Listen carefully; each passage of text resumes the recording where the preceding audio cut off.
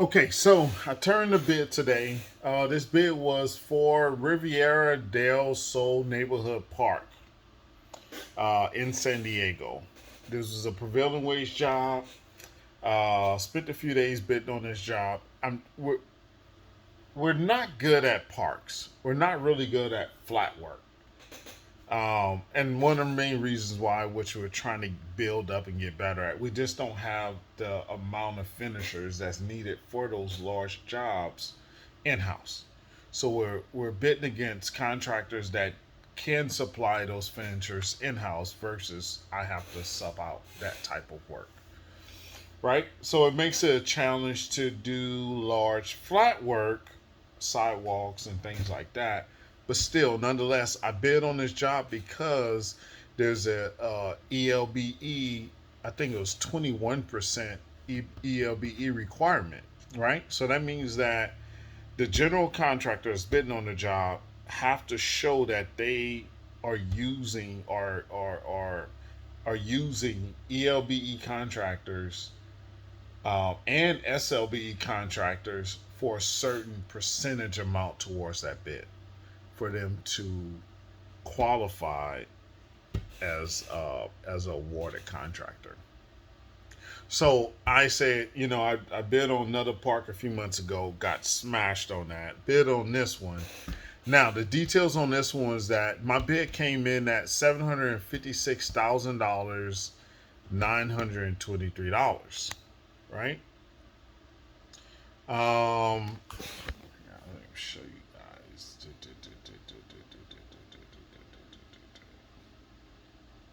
$923. Right? So that was it right there. Right? So that came in at $756.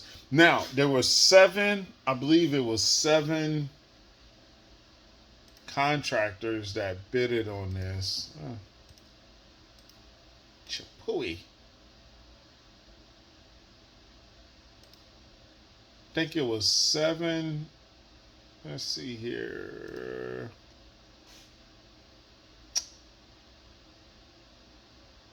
Oh man. So war pending close. Let's look at close. There we go. The good thing about Planet Bids is that you can actually, anytime there's a job that's listed on Planet Bids and it has to be electronically uploaded, you can find out the bid results right then. So I'm a subcontractor, but I can see the bid results right away. So at 2 o'clock, I was on Planet Bids for the city of San Diego. There's different Planet Bids for each city, right? And then you go on there for City of San Diego and you can see what jobs are coming up and what jobs are bidding, and you can get your bid results right there, as well as not just bid results on what general contractor won, but you can also see the subcontractors listed on there as well. See this here, right? So when you look at this right here, right? So this is the Riviera del Sol neighborhood park, right? It's for the city of San Diego, right there, right? Now, so Willock is the lowest contractor. They haven't been awarded yet, so they're low at 5.5 million. Next contractor is at 5.59. Well, they're at 5,524,537.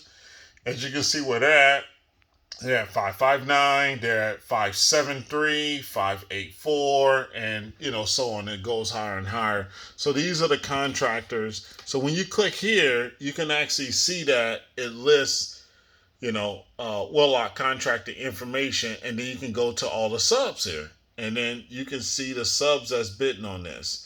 Now, our buddies at QSB got this job. Now, here, if you can see, they're at $451,000, 451 plus, right?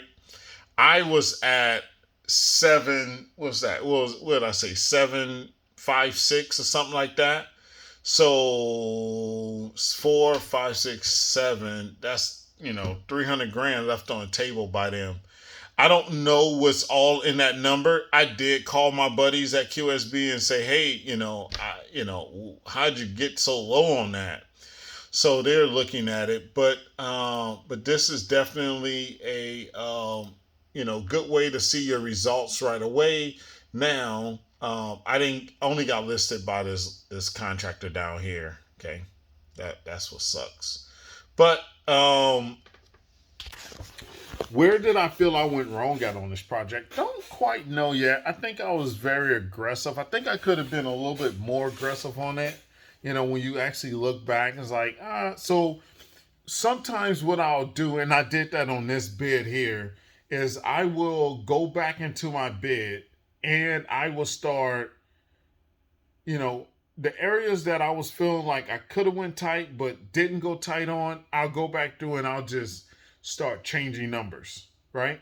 Okay, what if I got down to this? What if I took off this? What if I took off that? Take off this, take this down, go cheaper on this, go cheaper on that. Okay, use these finishers. Oh, okay, boom, boom, boom.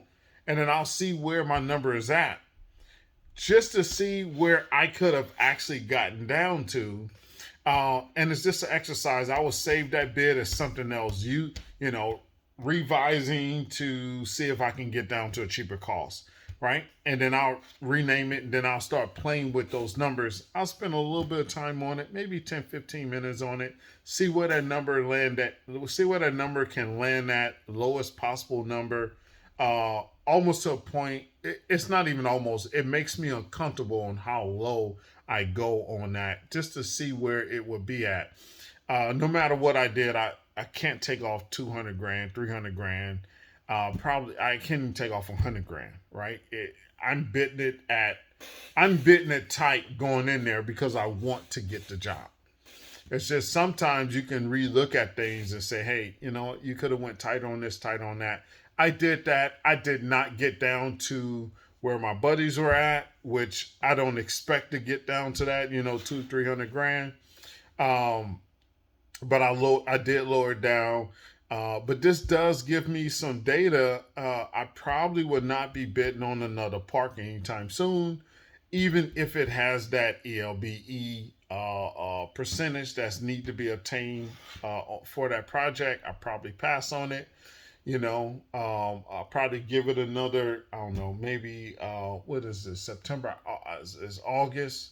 September, October, November, December, maybe another one toward the end of the year. I'll work on, see what, if I can get better at it and maybe show up when others, these competitors that's just killing me that's just smashing me, not show up.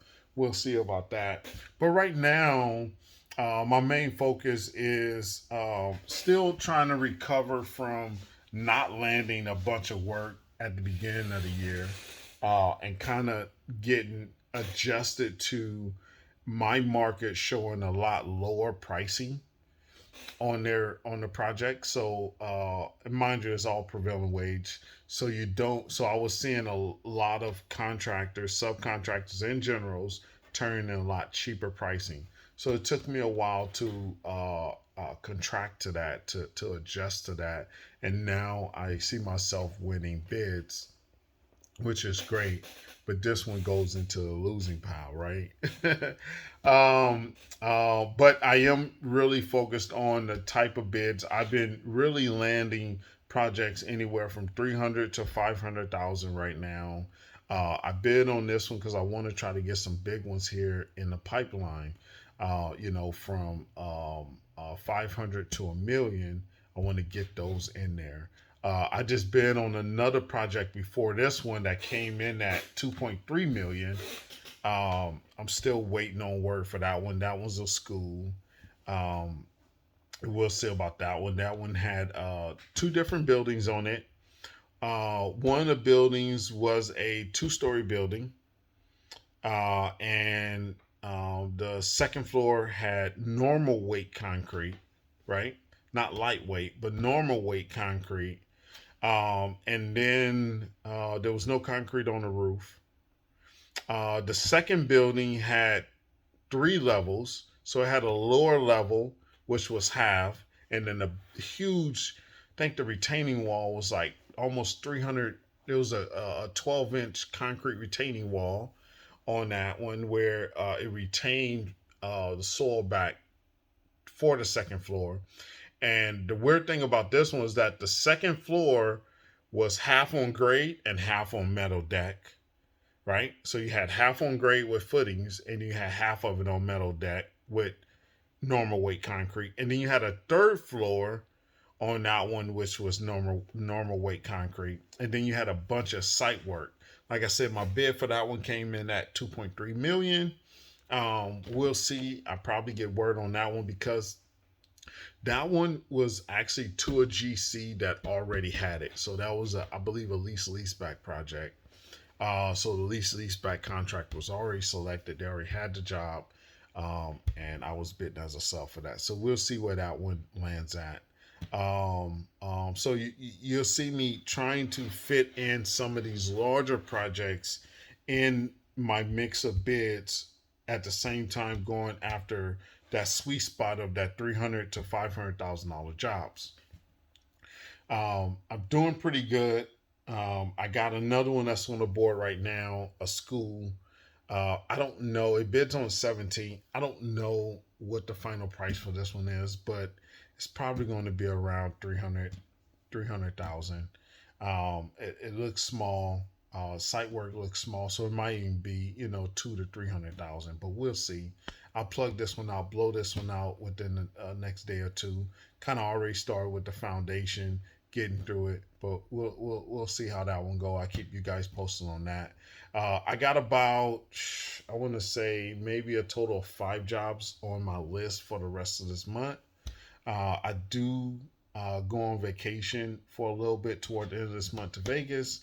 So we'll see if I can knock out those 5. I definitely be able to knock out 3, maybe 4, but we'll see if I can fit in that 5th one, if I can stay focused, not be bothered with going out to the field and things like that, and can really, focus in on here and produce these bids. We'll be going out to a job site tomorrow, so I'll probably be doing like a quick little video tomorrow or something on the job site. We'll see. But then I'll be back in the office trying to hunker and bring in this work.